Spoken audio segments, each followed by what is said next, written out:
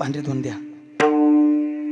आज या घरातली मुलांची, मुलींची, बहिणीची, भावाची, आई वडिलाची, सूरजदादांची अवस्था कशी असेल एका गीतातून म्हणतोय आणि लगेच कीर्तनरूपी सेवेला पूर्ण विराम देतो।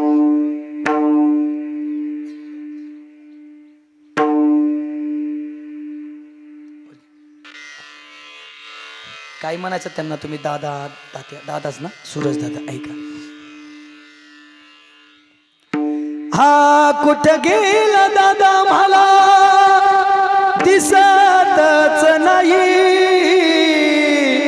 येणार दादा मला झोप येत नाही। वडिलाची ना, आईची ना, आजोबाची ना, आजीची अवस्था कशी असेल बघा।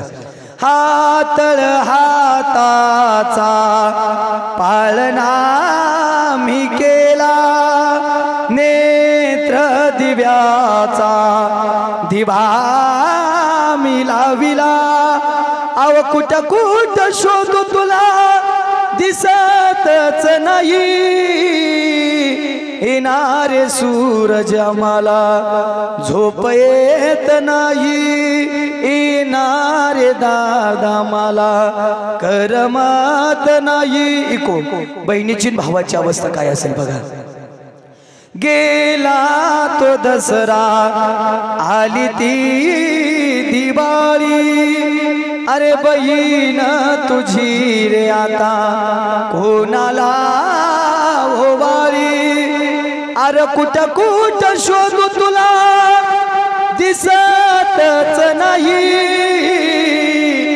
येणार दादा मला झोप येत नाही, येणार दादा मला झोप येत नाही रे, झोप येत नाही।